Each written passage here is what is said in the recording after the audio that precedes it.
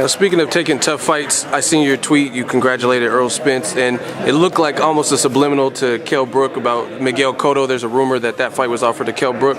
What's your advice to Kell Brook for, I guess, landing one of those big fights? And I think Kell Brook is the one advice I'm giving is, look, take these hard fights, man. Take these big fights that you need to take. Look, man, you're upsetting all your fans and you're upsetting all the people. You need to get in there with some big names, and I think that he just ruined his own career by not facing. I mean, Kell Brook was offered the fight against Miguel Cotto. Is that true? Any truth in that? I heard that was offered. HBO wanted it. Oh, right. So, and who turned it down? It's controversial. No one's claiming it. Man, if that was me, I'd take it in a heartbeat, man. Oh yeah, you asked for the Cotto fight. I asked for the Cotto fight, man. But yeah, I mean, look. Speaking of Kell, his mandatory is actually Errol Spence Jr. So he's been kind of the king of fighting mandatories. Guys like Jojo Dan, Kevin Bezier. What do you think of that? Kell Brook versus Errol Spence Jr. Is that a good fight for him? That's a good fight. I think that could be the first mandatory he doesn't take. If he's a Mr. Mandatory, he should take that fight. I think he's got to fight an eliminator first. Oh, is it? Who's the eliminator? The one behind him, number 4. Russian. Not too tight, is it? Not too tight. All right, so yeah, that's what it is. Yeah. No, it's perfect, bro. I mean, look, I wish him all the best. He's taking his route, I'm taking my route. That fight might never happen.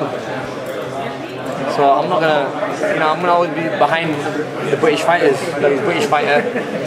He's doing it for us Brits, so you have to be behind him. I think that fight between me and him, I think it's gone past me. I don't think it'll ever happen. Do you applaud Brook for following your steps in a way? He's gone on record stating that he would like the Golovkin fight. What do you think? You take him serious when he says things like that? I think he's expressed it a few times. I think he's talking shit there, because if he's talking about fighting Golovkin but then turns down Miguel Cotto, I think his bluff's been caught again. You know what I mean? I don't think he wants to face me. Yeah. I think that was just bollocks and that was bullshit. He don't want to fight me. That's 100%. He don't want to face me. He can say what he wants. He knows I'm on my own route, and he's just mentioning my name just gets some publicity.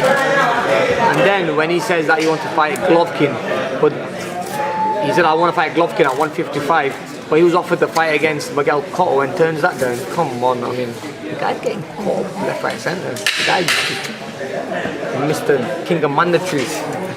You know what I mean? What up, Fight World? It's your boy Ego, and I'm back with some more boxing. Make sure you guys smash that like button. Also subscribe for the latest in boxing talk, all that good stuff. I do a lot here, and I'm busting my ass for you guys. Now, I'm getting really sick of this whole situation with Kell Brook, IBF champion. I really rate Kell Brook.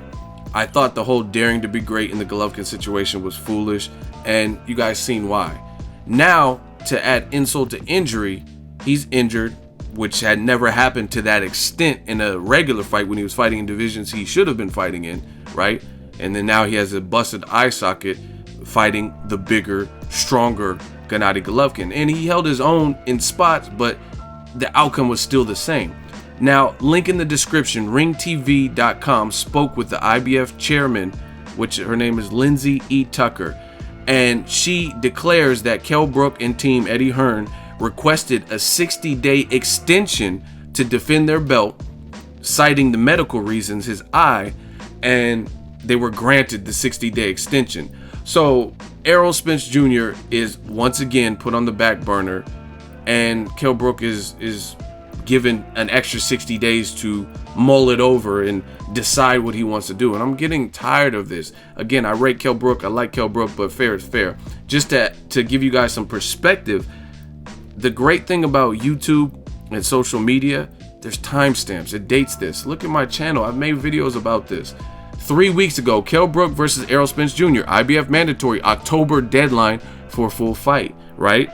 Now he got an extra 60 days.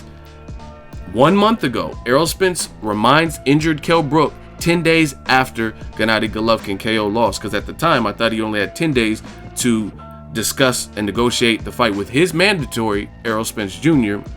And then if he didn't, then it would go to purse bid, and if he still didn't decide to fight Errol Spence, he would be stripped, right? And there's several videos. Errol Spence 3 weeks ago, Errol Spence not backing down, Kell Brook title shot opportunity, right? And then I did a video 6 months ago, Kell Brook compares threat Errol Spence Jr. to Jeff Lacey in new diss. You know what I'm saying? And this is the thing, if he's Jeff Lacey, just fight Jeff Lacey. You know what I mean? Make him the new Jeff Lacey. And it's getting crazy, man. I feel real bad for Errol Spence Jr. He posted this on October 6th. Make your actions speak so loud they can't ignore you. Hashtag man down. Hashtag world title chase. Hashtag my time. And I mean, they hear you. You made them actions maybe a little too loud, because now it doesn't look like the people are jumping the gun. And the thing that's upsetting to me for this whole situation with, I just feel bad. I know Errol Spence, met him, cool, he's working hard, and he's just doing what he's supposed to be doing. He worked this hard to get a title shot, and he finally gets in the position where I beat everyone you said I had to beat, and I'm supposed to be fighting the level boss, the champion, Kell Brook, and then now Kell Brook gets another 60 days. That's why I told you guys that whole daring to be great made no sense for Kell Brook.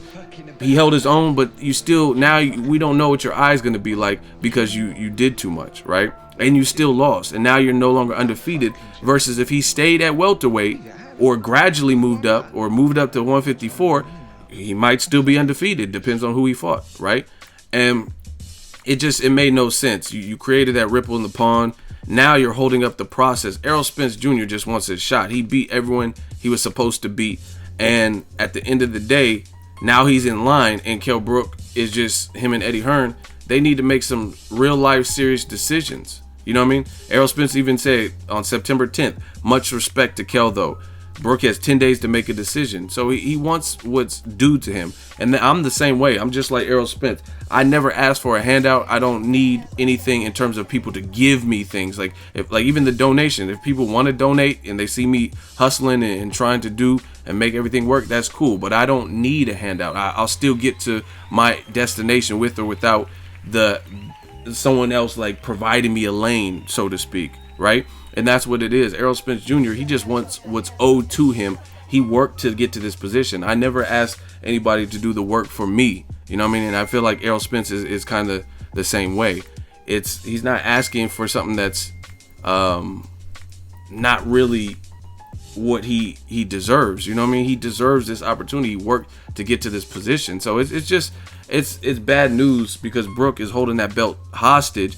And I really feel like, so Team Brook said 147 is just too treacherous to make. It was very hard to make, and I don't know if we'll ever go back down to welter, because this was so hard. Who the fuck is that girl? He doesn't know if he can ever make it again. He already looks kind of big right here too, right? So he doesn't know if he can make 47 again. And I feel like his team has had a lot of time to decide what they're gonna do. If they're gonna move up in weight to 54, they said they want the big fights. Stop stringing it along and making Errol Spence and the boxing world wait, because not even just Errol Spence, whoever else is that number 2 person in line for that shot, let them both get their opportunity, and you make your big money fight with Canelo or whatever you and your team decide to do. But I don't like the holding the belt hostage and stuff like that. Do a Canelo and just get rid of the belt if you don't want it. You know what I mean? You don't want the pressure. You don't have time to deal with it. It's better to just release that tension, you know what I mean? Instead of trying to stop the bleeding. Don't get 60-day extensions. If you're not going back to welterweight, then don't go back to welterweight. Make your decision.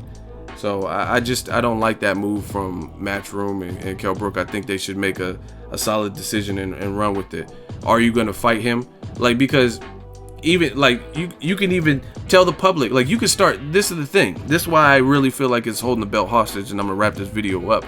Kell Brook can negotiate. Just because you're injured, you could be like, oh, I don't know, we don't have an exact date, but you could still start the negotiation. If you really want to fight Errol Spence Jr., you could start negotiating right now, injured or not. You could still talk. Your team, your lawyer, your promoter, they're still they have all their faculties, so you could still make the fight and then just put it at a tentative date.